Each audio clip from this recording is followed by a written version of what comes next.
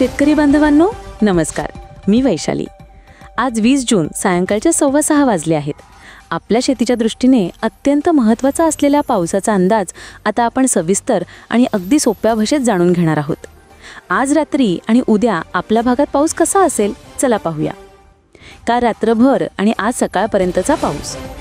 सर्वात आधी काल रात्रीपासून आज सकाळपर्यंत राज्यात कुठे कसा पाऊस झाला ते समजून घेऊ। नाशिक आणि पुण्याच्या घाटमाथ्यावर म्हणजे डोंगर उतारावर जोरदार पाऊस झाला। मुंबई, ठाणे, पालघर, रायगड आणि रत्नागिरी या समुद्रकाठच्या भागांमध्ये तर खूपच जोरदार, काही ठिकाणी अतिशय जोरदार पाऊस झाला। रत्नागिरी, सिंधुदुर्ग आणि कोल्हापूर, साताऱ्याच्या घाट भागातही पावसाने चांगलीच हजेरी लावली।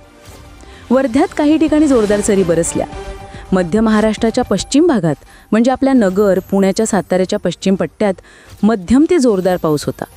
पण जसजसं आपण पूर्वेकडे मराठवाड्याकडे जाऊ तसतसा पावसाचा जोर कमी झालेला दिसला।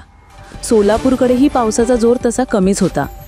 अमरावतीच्या आसपास यवतमाळ, चंद्रपूर आणि गोंदियाच्या काही भागांमध्ये बऱ्यापैकी चांगल्या पावसाच्या सरी पडल्या।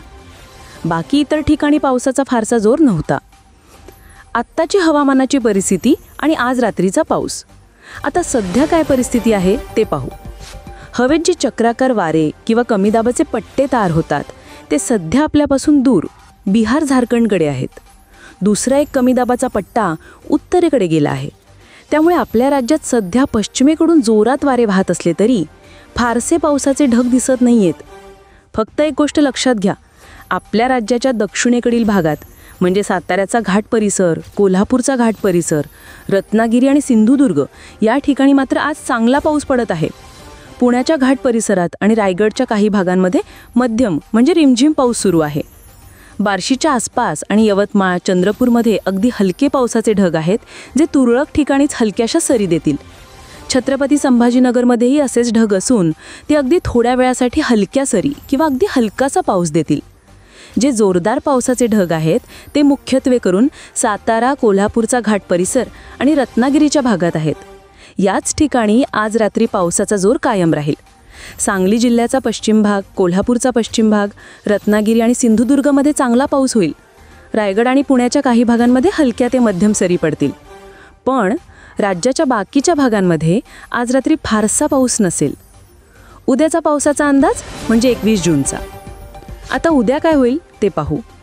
उद्याही आपल्या राज्यात खूप मोठा पाऊस नाही। घाट माथ्यावर म्हणजे पुणे, सातारा, कोल्हापूरच्या घाटात मध्यम ते जोरदार पाऊस पडू शकतो। नाशिकचा घाट, पालघर, ठाणे, मुंबई, रायगड, रत्नागिरी, सिंधुदुर्ग आणि गोवा इथेही मध्यम तर काही ठिकाणी जोरदार पावसाची शक्यता आहे। गोंदिया, भंडारा, गडचिरोलीच्या 1-2 भागांमध्ये हलका ते मध्यम पाऊस किंवा विजांचा कडकडाट होऊ शकतो। राज्याच्या बाकीच्या भागात म्हणजे मध्य महाराष्ट्राच्या पश्चिम भागात हलक्या ते मध्यम सरी पडतील। पण इतर ठिकाणी म्हणजे मराठवाडा, मध्य महाराष्ट्राचा पूर्वेकडील भाग आणि विदर्भात झालाच तर अगदी तुरळक ठिकाणी हलक्याशा सरी पडतील। राज्याच्या मधल्या भागांमध्ये विशेष पावसाचा अंदाज नाही। आता आपल्या भारतीय हवामान विभाग म्हणजेच IMDने काय अंदाज दिला आहे तेही पाहूया। त्यांच्या म्हणण्यानुसार उद्या पुणे घाट आणि सातारा घाटात जोरदार पावसाचा येलो अलर्ट दिला आहे। याचा अर्थ इथे चांगला पाऊस पडू शकतो, त्यामुळे थोडी काळजी घेणं गरजेचं आहे। ठाणे, रायगड, रत्नागिरी आणि सिंधुदुर्ग या जिल्ह्यांमध्येही जोरदार पावसाचा येलो अलर्ट आहे। छत्रपती संभाजीनगर, जालना, बीड, लातूर, अमरावती, यवतमाळ, चंद्रपूर, गडचिरोली, भंडारा आणि गोंदिया या ठिकाणी हवामान खात्याने विजांच्या कडकडाटासह पावसाचा येलो अलर्ट दिला आहे। नाशिकचा पूर्व भाग, अहमदनगर, सोलापूर, धाराशिव, परभणी, हिंगोली, नांदेड आणि जळगाव या जिल्ह्यांमध्ये हलका पाऊस किंवा हलक्या विजा चमकण्याची शक्यता आहे।